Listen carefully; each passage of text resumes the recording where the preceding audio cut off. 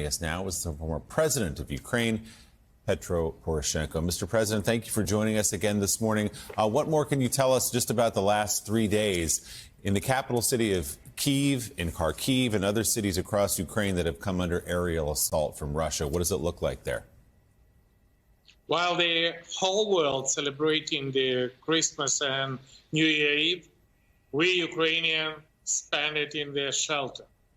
And I can tell you from my personal impression, when it was the missiles cannonade near my house, this is exactly like on the front line. And I see with my own eyes the blast of the cruise missile and the blast of the Shahid with the distance maybe 1.5 kilometers from my house. And this is the disaster because only during the yesterday attack and only in Kyiv, we have 31 victims on civilians. And with that situation altogether, if we take the cruise missiles, ballistic missiles, and Shahid drone, since 29 of December, it was 500 attacks throughout Ukraine. And this is just an understanding and reminding how Russia terrorizing the world. And I think that it should start to be a wake-up call for the whole Western countries that we need to act decisively. And we need to call the Security Council. We need to call the Foreign Affairs Council of the European Union. We need to call the Council of NATO Ukraine. And we should demonstrate to Russia that we never accept these type of things. And we have a scenario how to answer on this disastrous attack. But at the same time, Ukraine surprised the world with our ability of our air defense to hit the famous Russia Kinzhal. And I want to use this opportunity to thank you. Thanks for the Patriot missile you delivered to Ukraine. Thanks to the Iris-T, which European and NATO delivered. Thanks to the Gepard, you saving life of Ukrainian, you destroying Russian ability to attack free world and democracy.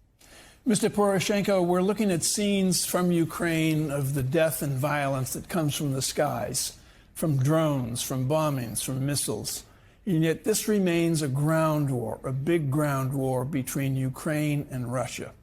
So my question to you is, Vladimir Putin continues to send hundreds of thousands of young soldiers and old soldiers to their deaths in Ukraine. And the Ukrainians fight fiercely as they will through the remaining winter months. But at some point, Ukraine's population compared to Russia's population is going to leave you with a dwindling supply of age soldiers to recruit and serve. Does this concern you, this population difference in terms of the armies?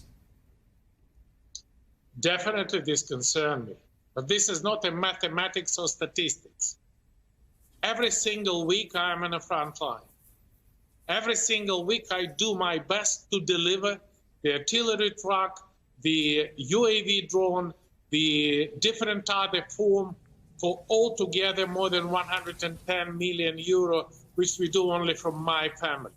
And this is the life of all Ukraine. We're fighting for our own land. We're fighting for our own country. We're fighting for the freedom. We're fighting for democracy. And this is more than about Ukraine. This is about the freedom and democracy on the whole world, because we need to stop Russia. And when Putin sent hundreds of thousands of Russian soldiers, hundreds of thousands of Russia is already staying in Ukraine forever. Altogether, official figures of our general staff is more than 360,000 Russian soldiers, which was liquidated since the 24th of February 2024. And with this situation, we do a miracle. We stop Russian military machine, as they said, second biggest in the world, second biggest nuclear power.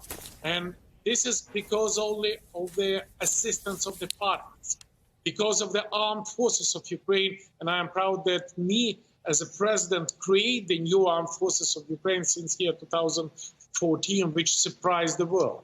But at the same time, we have enough weapons to stop Putin, and we definitely have not enough weapons to throw Putin away from Ukraine. And for this, we need more modern weapons. And I want to use this opportunity to call to the Congress. Please make decision for military assistance, for the financial assistance for Ukraine as soon as possible. This is the question for survival of our nation. And this is not let Putin to do Ukrainians as hostages for this type of things. And please let American congressmen and American people do not use Ukraine as hostages for their internal politics topics.